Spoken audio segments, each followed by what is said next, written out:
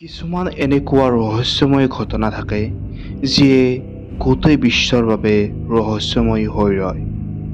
গৌৰৱ তিৱাৰী এজন এনেকুৱা ব্যক্তি আছিল যিয়ে তেওঁৰ জীৱন ভূতৰ বিষয়ে ৰিচাৰ্চ কৰি শেষ কৰি পেলাইছিল আৰু তেওঁৰ মৃত্যু এটা ৰহস্যময় ঘটনাৰ দৰে হৈ পৰিছিল। আজি এই ভিডিঅ'টোত তেওঁৰ সেই ৰহস্যময় মৃত্যুৰ বিষয়ে আলোচনা কৰিম। যদি আপুনি ইণ্টাৰেষ্টেড হয় তেন্তে ভিডিঅ'টো শেষলৈ চাই থাকিব। গৌৰৱ তিৱাৰীয়ে 1986 চনত বিহাৰত জন্মগ্ৰহণ কৰিছিল। তেওঁ 21 বছৰ বয়সত আমেৰিকাত পেৰানৰ্মেল এক্টিভিটিৰ বিষয়ে অধ্যয়ন কৰিবলৈ গৈছিল। গৌৰৱ তিৱাৰীয়ে ভূতৰ বিষয়ে বৈজ্ঞানিক পদ্ধতিৰে অধ্যয়ন কৰিছিল। তেওঁ এনেকুৱাকৈ অধ্যয়ন কৰিছিল যে কেইবছৰমান পিছত তেওঁ এটা মেচিনৰ জৰিয়তে ভূতৰ লগত কথা পাতিবলৈও সক্ষম হৈছিল। গৌৰৱ তিৱাৰীয়ে বিভিন্ন কৌশলেৰে ভূতৰ সন্ধান উলিয়াইছিল।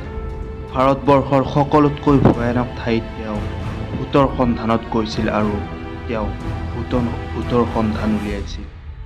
তেখেতে বহুকেইটা ৰিয়েলিটি শ্ব'ৰ জৰিয়তে বিশ্ববাসীক ভূতৰ বিষয়ে জনাইছিল।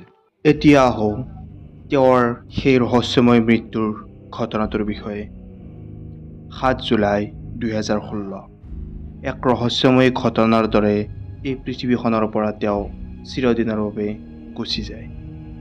সদায়ৰ দৰে তেওঁ 6 জুলাই তাৰিখে ৰাতি ঘৰত আহি বিচনাত টোপনি যায়, এক সাধাৰণ দিনৰ দৰে। তাৰ পিছদিনা অৰ্থাৎ 7 জুলাই তাৰিখে পুৱা উঠে আৰু ব্ৰেকফাষ্ট কৰে। পিছত তেওঁৰ নিজৰ কাম নিজে কৰে আৰু সেইদিনা তেওঁৰ বাবে বহুকেইটা সুখবৰ আহিছিল, যাৰ বাবে তেওঁ সেইদিনা বহুত সুখত আছিল। পিছত দুপৰীয়া 11 বজাত বাথৰুমত গা ধুবলৈ যায় আৰু তাৰ কিছু সময় পিছত সেই বাথৰুমৰ পৰা এটা ভয়ানক শব্দ আহে আৰু লগে লগে তেওঁৰ মাক দেউতাক আৰু তেওঁৰ পৰিবাৰে বাথৰুমৰ ভিতৰলৈ সোমাই দেখে যে গৌৰৱ তিৱাৰীৰ মৃতদেহটো পৰি আছে। তাৰে পিছত দিল্লী পুলিচে কয় যে এইটো এটা ছুইচাইড কেছ।